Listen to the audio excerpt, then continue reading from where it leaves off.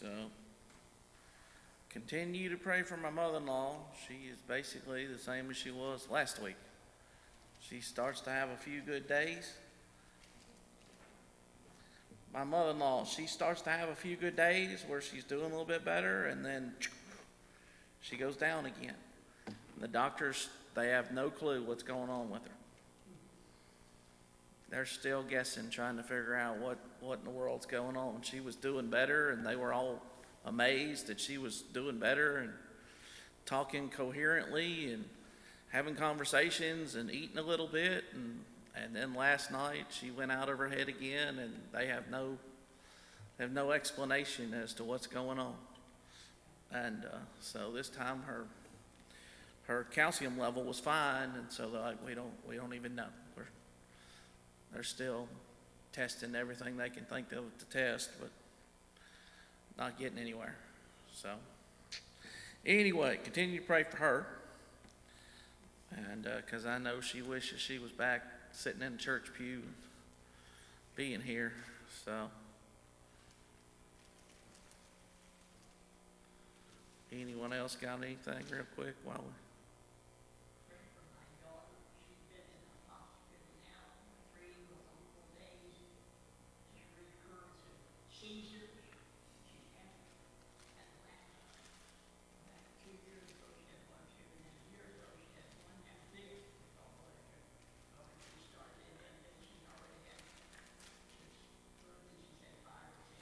Okay.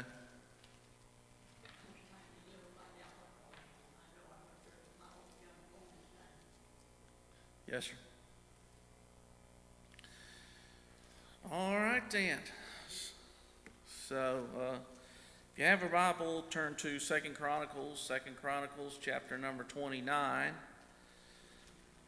2 Chronicles 29, we will continue into Hezekiah. And so I think last week I got down and I just tried to really just throw it in right at the end, but I'm going to start in verse 8. I know I said something about verse number 9, but let's start in verse 8. Wherefore the wrath of the Lord was upon Judah and Jerusalem, and he hath delivered them to trouble, to astonishment, and to hissing, as ye see with your eyes. For lo, our fathers have fallen by the sword, and our sons and our daughters and our wives are in captivity for this. Now it is in mine heart to make a covenant with the Lord God of Israel, that his fierce wrath may turn away from us. My sons, be not now negligent, for the Lord hath chosen you to stand before him to serve him, and that ye should minister unto him and burn incense. Then the Levites arose, Mahath the son of Amasai, and Joel the son of Azariah, of the sons of the Kohathites, and of the sons of Merari, Kish the son of Abdi, and Azariah the son of Jehaleel, and of the Gershonites, Joah the son of Zimmah, and Eden the son of Joah, and of the sons of Elizaphan, Shimri, and Jeiel, and of the sons of Asaph, Zechariah, and Mattaniah, and of the sons of Heman, Jehiel, and Shimei, and the sons of Jeduthun, Shimei, and Uzziah. Okay, I'm not reading that anymore. And they gathered their brethren and sanctified themselves and came according to the commandment of the king by the words of the Lord to cleanse the house of the Lord. And the priests went in to the inner part of the house of the Lord to cleanse it, and brought out all the uncleanness that they found in the temple of the Lord and in the court of the house of the Lord, and the Levites took it to carry it out abroad into the brook Kidron. Now they began on the first day of the first month to sanctify, and on the 8th day of the month came they to the porch of the Lord. So they sanctified the house of the Lord in 8 days, and in the 16th day of the first month they made an end. Then they went in to Hezekiah the king and said, We have cleansed all the house of the Lord, and the altar of burnt offering, and with all the vessels thereof, and the showbread table, and with all the vessels thereof. Moreover, all the vessels which King Ahaz in his reign did cast away in his transgression, we have prepared and sanctified, and behold, they are before the altar of the Lord. Now I'm gonna stop reading right there. If we get to that point, we'll read a little bit more, but I'm gonna stop reading right there. And so again, we started last week, we started talking about Hezekiah, and we know that Hezekiah was Ahaz's son, and Ahaz was such a wicked king, and here Hezekiah takes over, and it says basically on the first day of his reign, in the first day of the first month, Hezekiah becomes, he says, hey, we're going to start new here. We're going to start afresh. We're going to change the old way it was. And so he calls the Levites and he calls the priests. In verse number 4, it says he brought in the priests and the Levites and gathered them together into the east tree.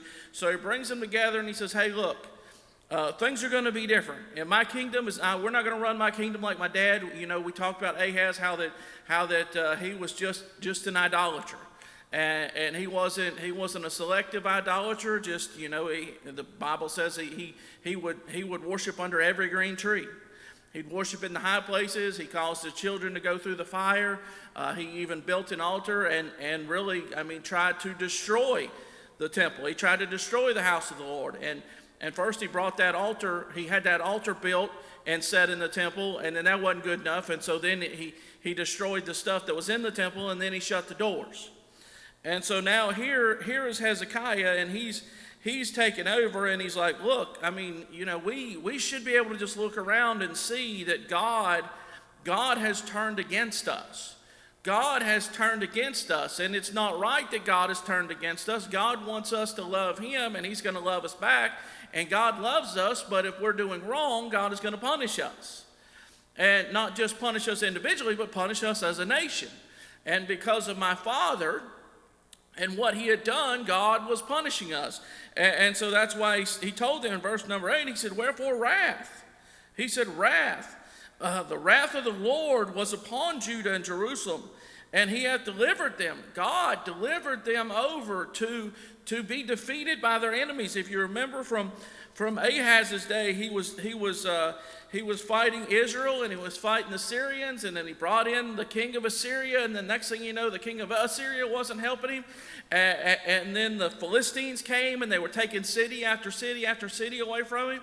And the Syrians took captives away, and the Israelites took captives away, and we know that Israel ended up giving them back. But what was happening? They were continually being defeated. They were continually being defeated, and they were being defeated because they had turned their backs on God. They had followed their leader. They had followed Ahaz into worshiping idols, into not worrying about what the house of God was. They even had a priest. The priest that should have been, God's man, he was following what the king said, not what God said.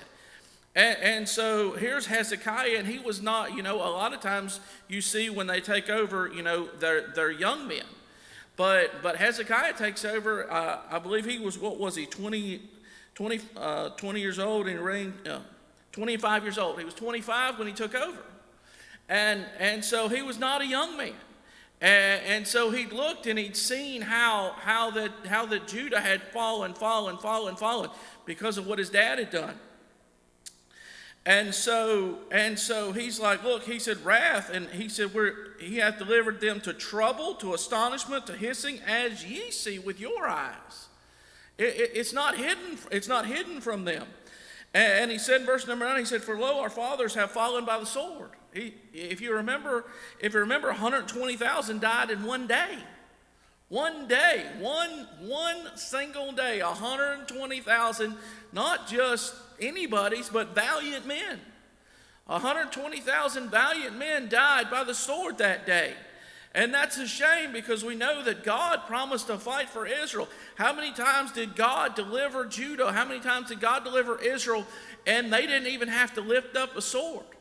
They just heard a voice. They just heard something. They heard rumblings where it sounded like horsemen and chariot coming. And next thing you know, the whole camp is emptied out. When God is fighting for you, that's how it goes. But when God's fighting against you, what are you going to do? What are you going to do when God's fighting against you? There's only one thing truly to do, and that's surrender. Confess your sins, forsake your sins, and say, hey, look, I'm wrong here, and plead for mercy. And so that's what Hezekiah is doing. He said, look, y'all know how it was before. I don't want it to continue to be that way anymore. I don't want it to continue to be that way. And so he said, hey, he said in verse number 10, he said, it is in mine heart. I wonder how long, Brother Parks, it was in his heart. Oh, I tell this story a lot. When my dad owned a trucking company, Miss Jimmy. And I worked for my dad the last 2 years before I moved away from home. And, I was 18, 19 years old, and I knew, I wish I knew half as much as I thought I knew, but I thought I knew a whole lot about owning a business and how you should run things. And Brother Parks, I would go in there and I would talk to my dad, and my dad would listen until he fell asleep, and then he'd start snoring, and I knew that was when our conversation was over, Miss Jimmy, as soon as he started snoring. It really wasn't much of a conversation because I was the one doing all the talking and he was just listening, but I think he just learned to go to sleep whenever I would come in there, and I'd be like, we need to do this, and we need to do this, and this guy needs fired, and we need to start getting these loads right here, we need to stop working with this guy, and I would just go on and on, Brother Tyrone, and we had this conversation many, many, many times. He had like an office chair, like we sit up in there, and I'd come in there and I'd sit in that office chair, and he was on his bed, and I'd just be going to town telling him all the things I felt like needed to happen to make his company a better company. And he didn't do any of them. But, I would tell him that, and I wonder if here's Hezekiah, and his dad is so wicked, I wonder how many times he may even went to his dad and said, hey, look, I wonder if one of the reasons why his dad shut up the house of the Lord was because he realized that his son was not following his path, but he was following the path of his granddad and his great-granddad, and he was trying to serve God.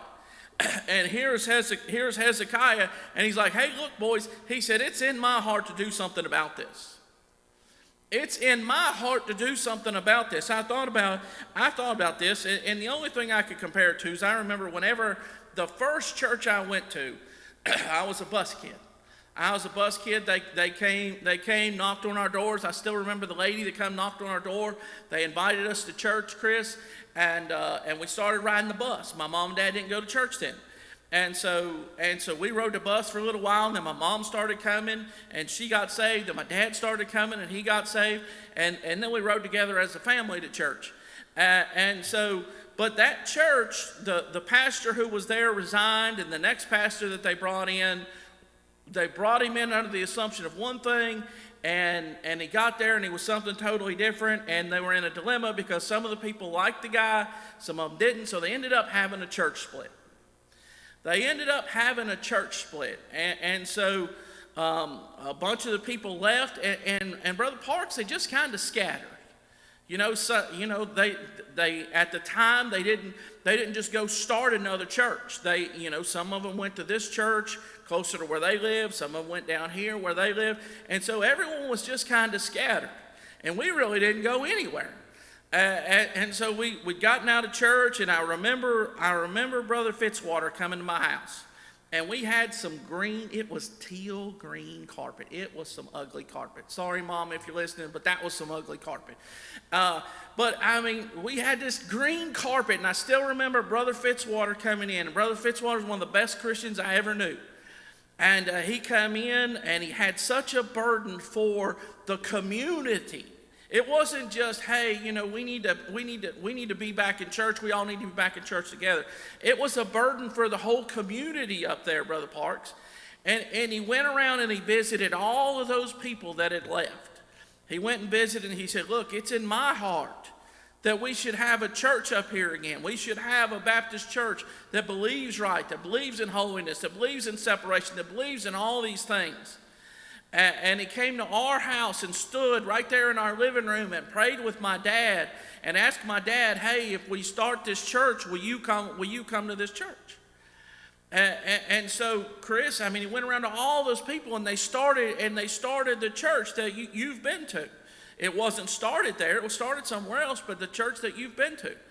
But I think about, that's the only thing I have in my life to really associate how that all these people, you think about the Levites, you think about the priests, they were out of a job. The house of the Lord was shut up. The doors were closed. It looked like almost, because it says that In verse number 3, he in the first year of his reign, in the first month, opened the doors of the house of the Lord and repaired them. It was almost, looks like they busted the doors in such a way so that you couldn't even open the doors.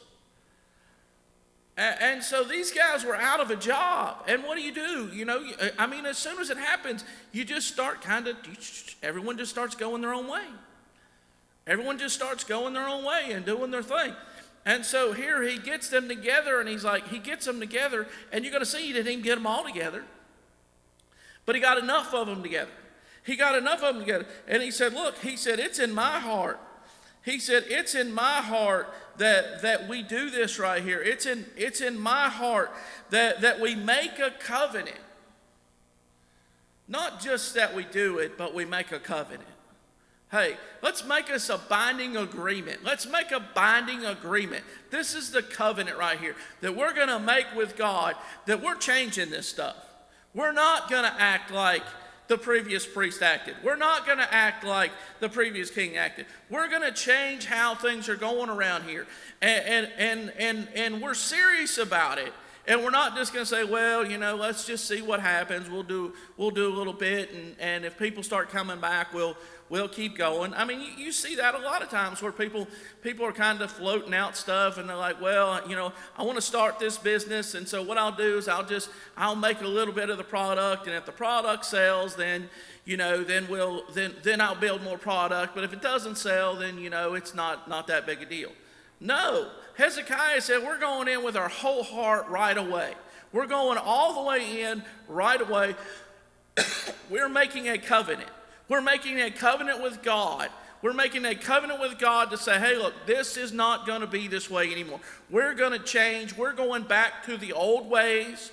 We're going back to how it used to be, and we're going to stay there. And he said, look, and I don't think this was the only thing, but this is what he said, that his fierce wrath may turn away from us. I don't think it was just that his fierce wrath would turn away from him. I think Hezekiah wanted to have that relationship with God. But he didn't only want to have that relationship with God, he wanted all the people to have that relationship with God. You know, I mean, like I said, like I mentioned, Brother Fitzwater, he had a relationship with God. He was old then. When he came to my dad, he had a relationship to God. He could have went anywhere and sat in a church Sunday morning, Sunday night, Wednesday night, and been good, Brother Tyrone. He had his relationship. But he didn't just want him to have his relationship and finish it. He wanted his kids to be able to continue to serve God. He wanted his grandkids to be able to continue to serve God. He wanted those people that went to church with him that were so hurt and so wounded. I mean, church splits hurt people. Church splits hurt people. It hurts people bad. Some people never get over it. They never get over it. And so here are these people that were hurt and wounded, like, you know, I expect this in the world. I didn't expect this to blow up. I mean, there was someone that showed up, that Brother Tyrone, when they were having the meeting, a guy showed up in his karate outfit. He had his karate outfit on with his little black belt, and he showed up, and they're like, what are you doing? Well, just in case it gets rough around here, I want y'all to know. What in the world? It's at a church, you know. You expect that to happen somewhere else, but not at a church meeting. And so here Hezekiah's like, he said, I want us to make a covenant. I want us to make a covenant. It's in my heart to make a covenant, but I want us to make a covenant. In verse number 11, he said, my sons. They were all probably about his age. Some of them were probably older. They weren't his sons. But he's like, my sons, be not now negligent. In the center of my Bible, it says, be not deceived. Be not now deceived. But you think about that. Be not now negligent. He's like, look, he's putting it on them. And, you know, I thought about Hezekiah and how good a leader Hezekiah was. And one of the things about a good leader is you inspire people. You inspire people and you get the best out of those people. You know, you get something out of them that sometimes they don't even see it's in themselves. Sometimes they don't even realize it's in them until someone sees it and someone pushes them in a direction we got some changes going on at work, and some of the guys are happy about it, some of the guys are not happy about it. And I'm like, look, guys, I mean, the change is coming. Let's just see what happens. He might be a good leader. He might be a good leader. He might, this might be the spot that's going to, be like, man, he's really good at this. But you don't know until you try it. And so you have Hezekiah, and he's getting these guys on board. It's one thing when it's my idea, but whenever I get everyone else on board and it's our idea, it just goes so much better. I mean, if it's like, hey, we're going to go here, and everyone's like, oh, great, we're going there because that's where Dad wants to go. But if I can convince that everyone likes going there, and then it's everyone's idea, we have a lot better time because everyone wanted to go there. And I mean, y'all got families too. You know how it is. You want to go on vacation. One of them wants to go to the mountains. The other wants to go to the coast. The other one doesn't want to go anywhere. And you're trying to get everyone in some kind of consensus so everyone has a good time. Because if you got one person that's like, I just don't want to be here, it just ruins a trip. And you think about, here's Hezekiah. He's trying to turn a whole nation. He's trying to turn a whole nation that had turned their backs. It had said it earlier that they turned away their faces from the habitation of the Lord and turned their backs. They turned their back on God. They turned their back on the house of the Lord. And he's trying to bring that whole nation and turn that nation back around. And to do that, you just can't have one man's vision. You have to get all those other people to get on board with you. And he tells those Levites, and he tells them priests, he said, my sons, be not now negligent, for the Lord hath chosen you. I'm going to tell you, that's pretty strong words right there. God, you remember that when he was talking to Esther, he said, for such a time as this. That's why you were here. For such a time as this. You were brought to the kingdom for such a time as this. And so here's Hezekiah using that same, I don't want to say psychology, but that same psychology on these Levites that like, hey, you were here. You were brought here for this moment right here. You were brought to this point, and God has you here. God has you here, and you were chosen for this. You were born into the family of the Levites. You were of the offspring of Aaron, so you could be a priest. And so you could come to this point right here in your life where you have a decision to make, but it's on you. It's on you, but you were chosen to be this. And so he said, you were chosen to stand before him and serve him, that ye should minister unto him and burn incense. And again, you got to think, I mean, he's got to make God, and I know this, he's got to make God great again. He's got to make God great again. The temple was really mangled. I mean, they went in, they put that altar there, and they went in and they started breaking stuff up and continued to break stuff up. And these guys had not been serving God. And basically Ahaz is like, look, wherever you want to serve God, just serve God. If you want to serve the Philistines' God, serve the Philistines' God. If you want to serve the Syrians' God, serve the Syrians' God. If you want to serve whatever, if you just want to bow down to a tree and say, this is your God, then bow down to that tree and say, this is my God. And so here Hezekiah, he's trying to turn a nation, and he's trying to get them to see that the Lord Jehovah is the only God.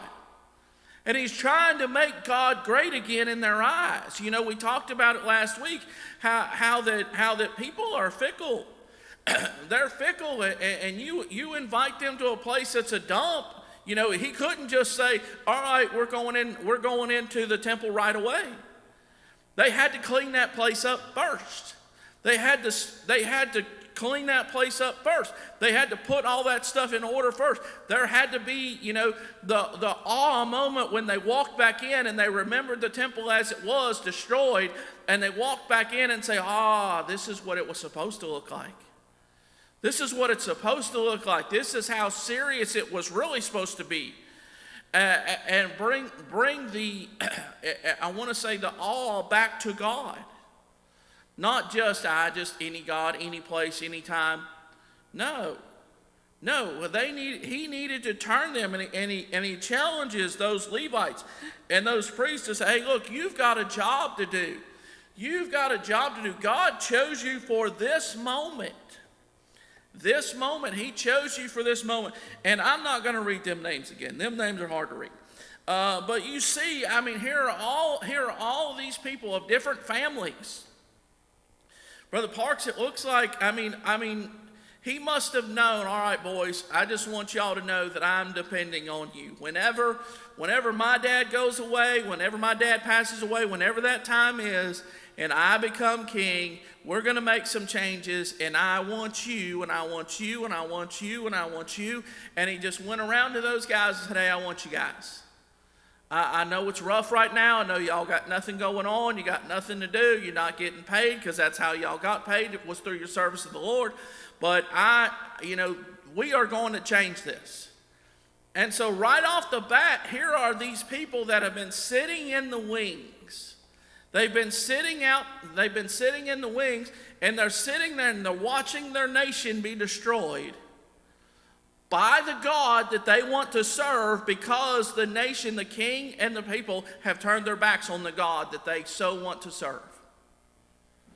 And so as soon as Hezekiah comes, he comes and he gets these guys, and he gets all of these guys and all of these different families. But look at what, after he charges them, look at what they do, Chris. And they gathered, in verse number 15, and they gathered their brethren. They gathered their brethren, Miss Jimmy. And so there are always some people that are sitting back. You got some that'll step up right away, like, I'm here, I'm ready. But you got some other people that are always just going to sit back. They're going to sit back and say, well, is he really serious? Is he really going to change? Do I really want to start down this path again? And so here, these guys that he charged, he so influenced them, he so fired them up for serving God again, that they said, look, we're going to get our brethren. I'm going to go get mine, you go get yours, you go get yours. Why? Because there was a ton of work to do. There was a ton of work to do when they realized that this was their chance. This was their chance. I mean, here you have a king that's willing to spend the money. He's willing to put in the man hours. He's willing to spend the money. He's willing to fight whatever resistance. I mean, you got to think he had to have resistance. He had to have resistance because he's turning a nation from going one way completely around and go another way. I mean, you think about this country right here. And we just fight because some of us are Republicans, some of us are Democrats. Okay, let me phrase it. Some of us are Republicans and some people are Democrats. And but anyway, you get a guy that's a Republican, and all the people that are Democrats hate what the Republicans do. And as soon as the Democrat gets in charge, all the Republicans hate what the Democrats do. So you got to think, here's a king that takes over a nation, and that nation had turned their back on God, and he's trying to turn their face back to God. And he had to face resistance, and he's like, I'll face the resistance, boys. Y'all just do the work. Y'all do the work that you were called to do. And he inspired them to do the work that they were called to do. But not only did he inspire them to do the work, but he inspired them to go out and say, hey, look, this is real. This is happening. This is real. This is happening. This is going to happen. No longer will we have to walk by the temple and bow our heads and just shake our head in shame that that's what happened to it. No longer are we going to have to walk by and look at those doors and see those doors broken down and tied up so that they can't be opened, to say, I really wish I could be in there. And so they went, it says, and they gathered their brethren, and they sanctified themselves. Now, we talked about this, I think I mentioned it last week, but they sanctified themselves. They prepared themselves for the work. They set themselves aside for the work, and they started the process of cleaning themselves up. I mean, you think about it, whenever, again, like I said, it's just natural. I mean, you watch someone that's in church, and you watch someone get out of church, and even if they don't go anywhere, just progressively, You see them week 1 after they're out of church, and they still look like they went to church. You see them in week 52, and they're like, they still got a little bit. You see them 3 years later, and you're like, what in the world happened to them? They don't have a single ounce of anything. I didn't even hardly recognize that person. And so here are these people that had turned their hearts and their backs, and even if they wanted to, they couldn't go to the house of the Lord anymore, and you just kind of, you see people do it in church. People get cold in church, and they come to church Sunday morning, Sunday night, Wednesday night, but their heart gets cold, and they start drawing back, making changes. I don't see it that way anymore. And you got to think, these guys, they'd shut up the house of the Lord. They didn't have any jobs. And so they said they sanctified themselves. And I think that's an important thing, is number one, we ought to sanctify ourselves. We ought to realize that we are God's people. We are God's people, and that we should be holy. We should be looking at our lives and realize that God set us apart. And we should be different. We shouldn't dress like the world and live like the world and act like the world and talk like the world and do the things that the world does. It's a shame you have conversations, and sometimes you have conversations and these people are supposed to be Christians and they're talking about stuff, and I'm like, sorry boys, I'm out. I don't even know what y'all are talking about. But here's someone else that also professes, and they're right in the midst of talking about what happened on this movie or this thing or that thing, and you're like, man, I'm hearing what you're saying. I don't think that sounds like something a Christian should have his eyes watching. I don't believe a Christian should be, being able to tell all the details that you're telling about this thing. And so it's a shame that the world sees us and they don't see a difference. I think after this moment right there, I think the people in Judah could look around and say, oh, there they are. They're going back down to the house of the Lord to work. There they are. They've cleaned themselves up. They've sanctified themselves. They're going back to do the work of the Lord that they were called to do but couldn't do. And so it says they sanctified themselves and came according to the commandment of the king by the words of the Lord to cleanse the house of the Lord. Now you got to think about this. I don't know how long it was shut up. That I told y'all about that when they started that church. When they started that church, Brother Parks, they started it in an old church that had been closed down. It had been a church. I think it might have been a schoolhouse. And it was old, and it was closed down. And I remember the first time we went to mow the yard, that was my dad's thing. My dad liked to mow the yard, and he liked to cook food for church. He didn't hammer any nails, and he didn't throw up any plywood. But when it was time to eat, my dad had brought food or was cooking food, or when it was time to mow the yard, it was him and me out there mowing the yard. And so anyway, so the first time we went, the grass was about that high, and I was using a push mower, and I was using a push mower, and it'd slow down. I'd back up, and we needed a bush hog or something out there is what we needed. We didn't need no push mower, and we had to mow that thing. My dad was super particular about how you mowed, and I think I told y'all before when I mowed the yard when I was a kid, I thought a circle pattern was the best, but my dad did not like a circle pattern. My dad wanted all the grass clippings blown over on the neighbors' yards. And so I had to go in one direction, and I had to go up and come back, go up and come back, go up. I'm like, Dad, that's twice the work. If I just do this right here, I'm done twice as fast. But he'd make me redo it. If he come home and I did it my way, he'd make me redo it. I had to blow all the grass clippings into the neighbor's yard. And so my dad was super particular, so we're out there, and I'm pushing the lawnmower, and he's on his riding lawnmower, but he can't run his riding lawnmower till I get the push mower done. And we went out there, and that was the outside, Brother Jay. The inside was just as bad. The spiders and stuff and the mice had taken over.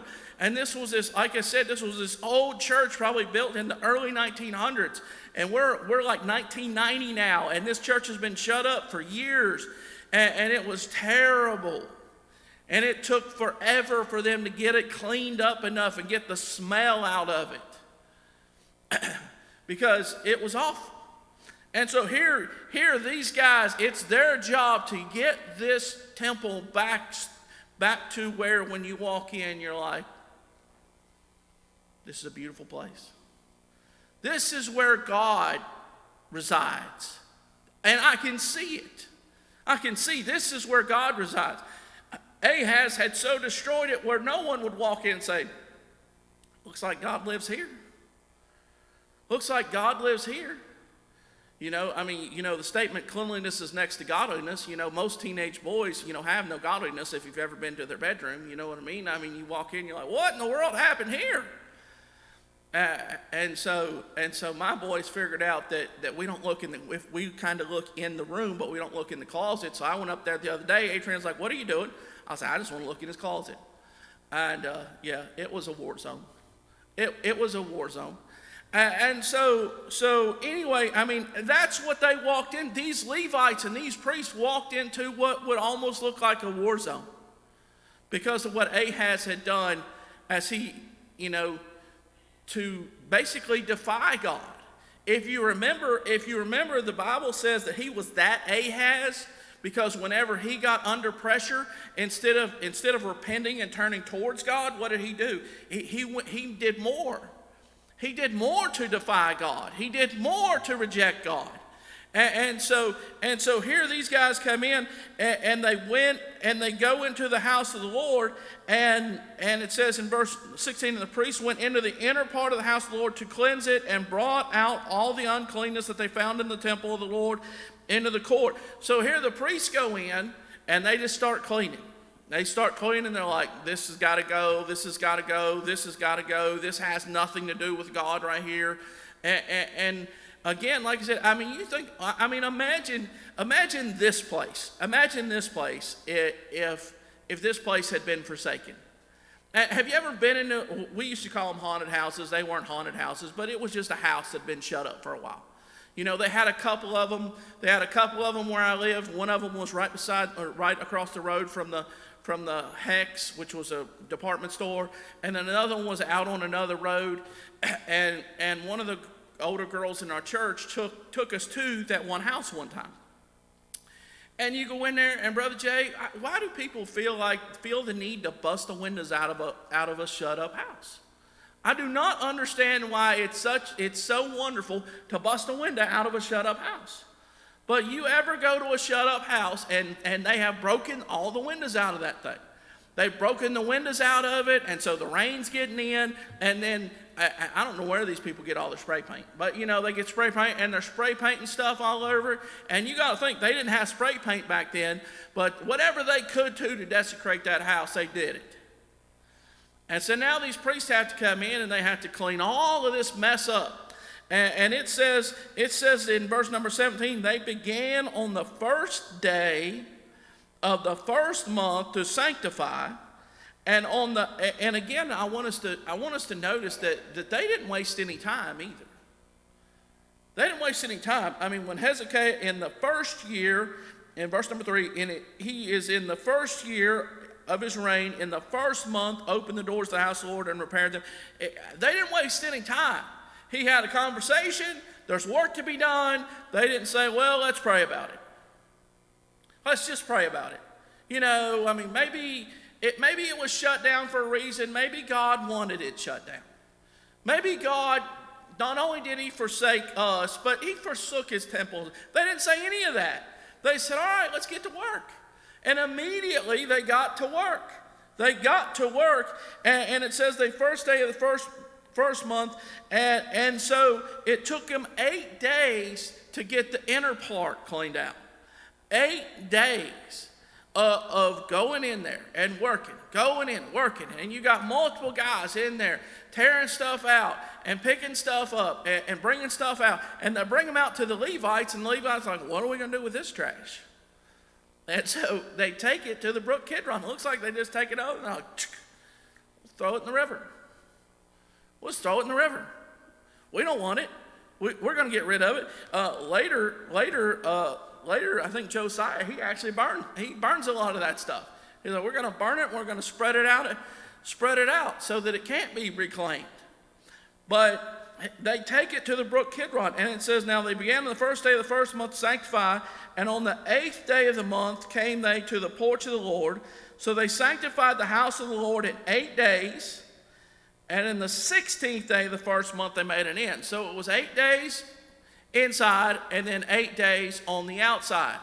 16 solid days of grown men working. I mean, you can get a lot of work done when you got grown men working. You can get a lot of work done when you got grown men working that want to work. You know, I mean, you ever been somewhere and they don't want to work, and you're like, you got a bunch of people show up, but none of them really want to do it. And they just came because they didn't want to get in trouble for not coming. And you can't get a thing done that way. I mean, you can push and push and push, but you just get a couple guys whose hearts are in it.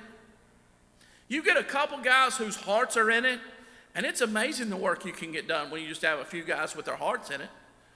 And you can just, whatever you say, hey, I think we ought to do this, and bam, there'll be 4 or 5 guys over there, you know, hands, knees, and elbows flying everywhere, and work's getting done. And so that's what was going on. 16 days. 16 days. I'm sure they rested on a Sabbath, but 16 days of solid labor of these guys saying, it's not good enough. It's not good enough. It's not good enough. It's not good enough. How many times do we say, it'll be okay? How many times are we satisfied in our own life and just say, it'll be fine? These guys said, it's not good enough. It's not good enough. Clean a little bit more. Scrub that thing one more time. Scrub it one more time. Sand it off one more time. Paint it one more time. And so 16 days. And so at the end of 16 days, they made an end. And in verse number 18, then they went to Hezekiah the king and said, we have cleansed all the house of the Lord, and the altar of burnt offering with all the vessels thereof, and the showbread table with all the vessels thereof. Moreover, all the vessels which King Ahaz in his reign did cast away in his transgression, have we prepared and sanctified, and behold, they are before the altar of the Lord. So they said, look, we've cleansed it. It's clean. But not only have we cleansed it, every single article that was supposed to be in there is now back in there. Everything that's supposed to be in there is back in there. And not only did we put it back in there, we didn't just take the bent up, broken up pieces of it and say, well, you know, we're going to do that way. No, they fixed them. They fixed them. They remade them, you know. They remade them. They made them look like they were supposed to. So that when you walked in there, that what they were trying to do, they were trying to make it so when you walked in there in Hezekiah's reign, you felt just like they did when they walked in Solomon, whenever Solomon dedicated that temple. They walked in there and they saw those pieces and they saw those places and they said, would you look at that right there? Would you look at that right there? And so you got to think about how that they would have had to explain to a lot of people, what is this stuff even for? When you've got a nation that's done nothing but worship idols for all these years, and if they did come to the house of the Lord, the king had so desecrated the house of the Lord by worshiping false gods even in the house of the Lord, that these people are like, what is this stuff even for? Explain to me what that altar's for. Explain to me what those utensils are for. And so, but those Levites knew what they were for, and they knew that they needed those things back and back right. And so again, like I said, we're going to get to it. We're going to get to it next week. We're going to get to it next week. But they start in verse number 20. They start making an offering. They start by making offerings back on that altar. They start rededicating themselves. The people, they start rededicating not only themselves but the people back to God. And so they've done all this work to clean it up, but now they get to the point where the payoff is. And everyone wants to see that payoff. If you do any kind of work, You want to see that payoff. Whether it's building a house, Bub's working with Dakota, and it's very satisfying that you start with just concrete or blocks or a slab, and then you look a week and a half later, and you've got walls, and you've got a roof, and you got decking on the roof, and you've thrown windows in the house and doors in there, and you look around and you're like, man, we started with nothing just 2 weeks ago. You think about these guys, they could stand back and look and say, look at what we started with. They didn't have pictures where they could snap pictures and do the before and after photos. But you think they had it forever etched in their memories what that house looked like after it had been destroyed, and then what it looked like when they were finally willing to say, they said they came to Hezekiah and said, it's cleansed. How many times do you think someone said, you think it's good enough, boys? And someone said, no, not good enough. Not yet. But just don't go tell him yet. I know he's eager. I know he really wants to get the doors open. But let's just do a little bit more work. Let's just shine one more time. Just one more time. So that not only Hezekiah will be pleased, but that God would be pleased. Thank you.